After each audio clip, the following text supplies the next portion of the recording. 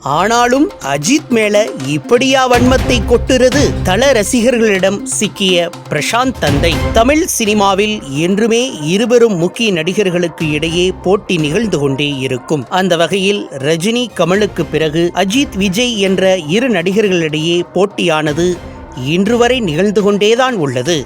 ஆனால் இவர்களை இரண்டு பேருமே ஆரம்பத்தில் ஒன்றாக நடித்துள்ளனர்.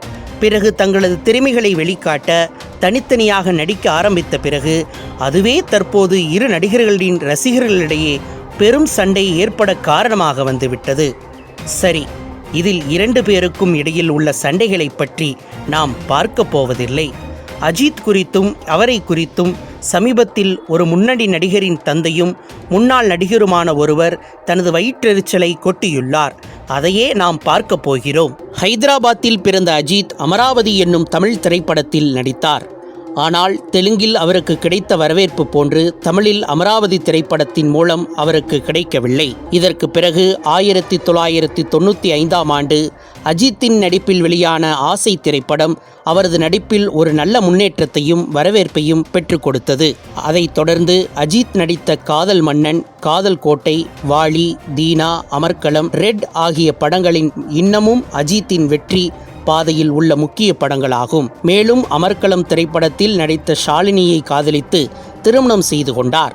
தற்போது இவருக்கு 2 குழந்தைகள் உள்ளனர். திரை பயணத்தை தாண்டி திரையில் உள்ள மற்ற நடிகர்களுடனும் பணியாளர்களுடனும் நெருங்கியே பழகுபவர் நடிகர் அஜித் குமார். ஏனென்றால் அவரை குறித்து சினிமா திரையில் எவரிடம் கேட்டாலும் ஏதாவது ஒரு உதவியை தனக்கு செய்தார் என்று அந்த நபர் கூறிவிடுவார்.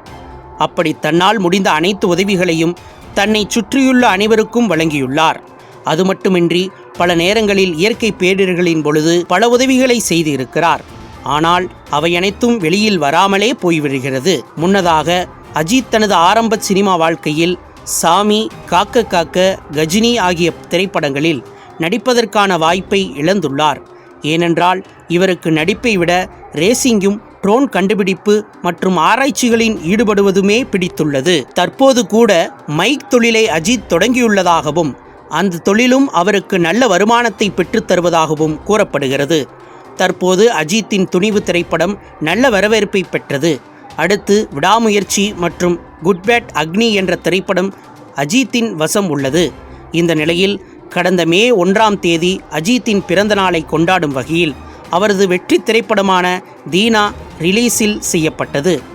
அந்த சமீபத்தில் 80களில் முன்னணி நடிகராக வலம் வந்த தியாகராஜன் முருகதாஸின் முதல் படமான தீனா முதலில் தனது மகனான பிரசாந்திற்கு வந்ததாகவும் அப்போது பிரசாந்த் படம் பண்ணுவதற்கு நேரம் இல்லாததால் கொஞ்சம் காலம் கழித்து பண்ணலாம் என்று தனது மகனுக்காக தியாகராஜன் சொன்னதாகவும் அதற்குள் முருகதாஸ் வேறொரு ஹீரோவை வைத்து எடுத்து விட்டார் என்றும் கூறியுள்ளார்.